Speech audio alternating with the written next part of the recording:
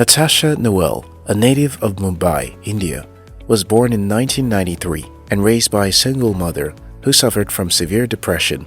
At age 3, she watched her mother commit suicide by burning herself on the face. As she grew up, Natasha would come to blame and victimize herself for her mother's painful death. Worse still, the memory of witnessing that horrible experience kept haunting her for a long time to come. When she was 7 years old, she suffered sexual abuse in the hands of a man who was a household servant.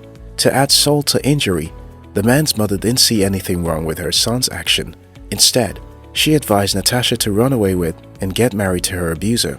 But that was the beginning of many years of abuse and molestation for Natasha from close relatives, including her uncles, brothers, cousins, and sisters. As a result, she had a distasteful perception of who she was, hated her body, and the life she was living. The cumulative effect of her distorted mindset made her depressed. She felt so worthless and disgusted with herself that she couldn't bear looking at herself in the mirror. She was slowly being eaten by the pain growing inside of her. As a way of numbing the pain, she chose to cut herself as often as she could. She also drank and smoked too, from age 15. Worst of all, she isolated herself from the rest of the world. If she needed to listen to anybody, it was to those who said demeaning things about her and her body.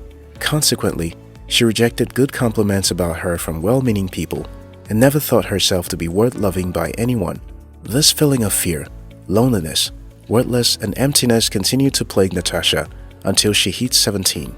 Then in college, she discovered that she found some sort of respite from the rhythmic movement of contemporary dance. But in her second year in college, she had a major fall, which affected her knees. She was medically advised to take a break from dancing for 1 week of rest, but she didn't hit that, which led to more complications of injury, so she had to stop dancing completely. After her 5-year romantic relationship ended, her drinking and smoking doubled. She took to eating junk foods and gained excessive weight. However, through her depressive life, Natasha never wanted to go the way her mother went, suicide. Rather, she stuck with the hope to live. Driven by the will to survive, she went in search of a remedy for her helpless situation and found yoga on the internet. She gradually quit her unhealthy dietary lifestyle and began eating healthy and thinking positively about who she is.